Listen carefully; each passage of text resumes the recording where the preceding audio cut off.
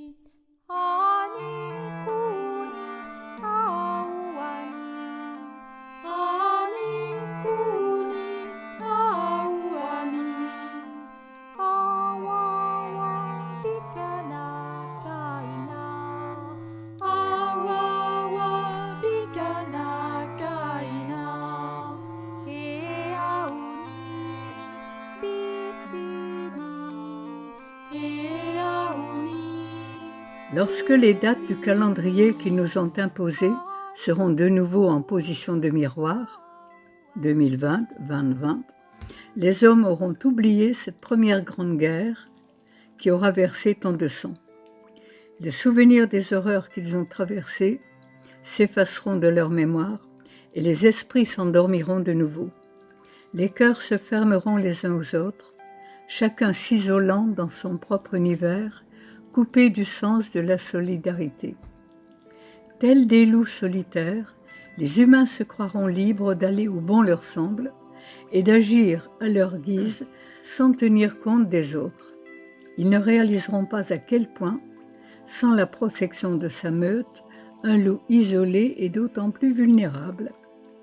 C'est alors que, aux quatre coins de la terre, débutera une nouvelle guerre, la plus grande de toutes, une guerre sans fusil et sans canon, une guerre redoutable contre notre mère la terre, dans le but de la maîtriser et de contrôler chacun de ses soupirs. Une guerre viscérale qui exploitera toutes ses richesses et causera l'extinction de nombreuses espèces, tant animales que végétales. Une guerre sournoise qui anéantira le lien même des hommes avec la nature et le grand cycle de vie dont ils font partie.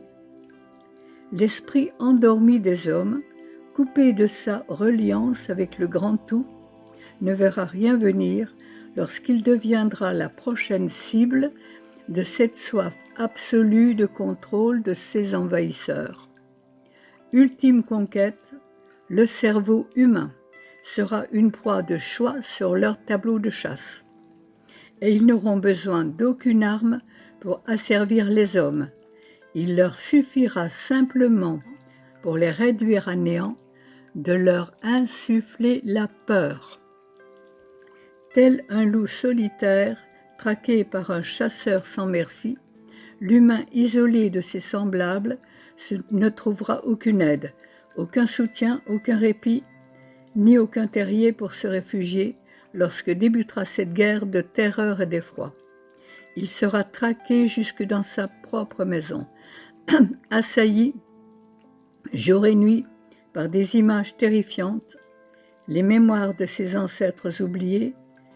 Il craindra de sortir de chez lui, son cœur coupé de ses lignées et endurci des années de solitude intérieure, en viendra à se méfier de ses voisins, de ses amis et même de sa propre famille.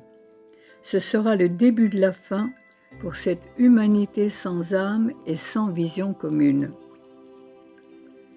Seuls ceux et celles qui auront nourri le lien à la terre, qui ont gardé leur cœur ouvert et leur esprit éveillé, sauront qu'il est temps de se lever et de quitter le confort de leur foyer pour se regrouper sur de hauts lieux sacrés afin d'invoquer la clémence des astres, des anciens et des esprits. Ceux et celles qui prendront le temps de lever leur âme du sang versé par leurs ancêtres et de purifier la terre entachée par tant de massacres auront la possibilité de survivre à cette guerre impitoyable. Ceux et celles qui créeront des havres de paix, des communautés solidaires et unies par le cœur, sauront résister à l'épreuve du feu qui embrasera les cerveaux terrifiés par la peur. Ensemble, ils s'uniront aux quatre coins de la planète, toutes ces âmes rassemblées dans un même esprit d'amour absolu sauront retrouver le chemin qui mène à la paix. Ensemble, ils s'uniront aux astres, aux anciens et aux esprits, pour réactiver la grande roue de médecine universelle, le centre de la création éternelle, afin d'y bercer la terre-mère et tous ses habitants, en faisant tomber le voile de l'oubli et en les éveillant à leur propre nature unifiée. Ce sera le début d'une ère nouvelle où enfin tous les humains seront frères et feront un avec la nature, les animaux et les plantes. Voilà, ça laisse à réfléchir. Moi, lorsque j'ai lu cette prophétie, ça m'a vraiment, comme ça te l'a fait, impressionné. Et on est en plein dedans.